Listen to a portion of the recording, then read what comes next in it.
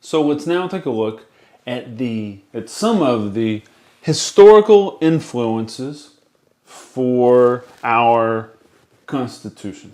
Right? These are the ones mentioned in the TEACs. These are the ones that you're going to want to be familiar with. Right? We're going to start at ancient Greece and end here with John Locke. I want you to look at this like a timeline, right? Because it really is. It shows a development of rights and freedoms over time, right? So ancient Greece, we'll start with that. And we're just going to do a quick overview, just some basic facts that will help you on your exam. Right? So ancient Greece, laws were debated in the Acropolis. That was the town hall, the city hall in Athens, right? Ancient Greece. Only small numbers of men were allowed to debate and to vote, but it was an important early form of government, right? Ancient Greece. We don't need to put a date there. You're not going to get asked to put a date, and it was a long, long time ago, ancient Greece. The Magna Carta, 1215, that was in England. It made the King of England subject to the law. Right? It only affected a small number of people, wealthy landowners. Okay, but it was still in the long span of development of rights and an important step. Right? So the Magna Carta. Now the next three, the Virginia House of Burgesses, the Mayflower Compact, the Fundamental Orders of Connecticut. You have seen this already. We've talked about this in the video on, well, it was back during the colonial period, right? I forget which video. Anyway, Virginia House of Burgesses, 1619. That was the first, just a quick review, the first lawmaking body in the colony of Virginia. That was the lower house. There were two houses. It was bicameral.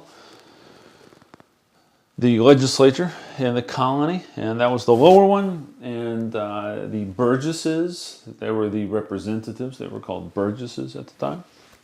They were elected, right? All right, from landowning colonists, okay? Mayflower Compact, 1620. That was a document signed by the Pilgrims. It was signed before they got off the boat. Establishing the kind of government that they were going to live by there in Plymouth. The Fundamental Orders of Connecticut, 1639. That was another document, another step of increased rights. And this was in the colony of Connecticut, 1639. And it broadened voting rights to all free men. They were still white men, but all free men. All free white men, and it limited the powers of government. Right? The English Bill of Rights, it was here 1689. Yes, it happened over in England, but it still had an impact on the development of our government, on the development of the Constitution.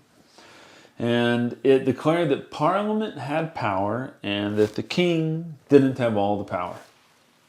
So here with the Magna Carta, we see that the king became subject to the law, and many hundreds of years later, Parliament gained new rights, and this document declared that the king didn't have all the power. So again, more and more rights, slowly expanding to more and more people. Right? The last influence that's in the TEACs, that's John Locke. He was a writer. He was a philosopher. He wrote a book called The Second Treatise of Government. And that book claimed that government is based on the consent of the governed. And he's talking about a democracy, a representative democracy, and a direct democracy, right? He's talking about that. He's not talking about totalitarian systems, oligarchies.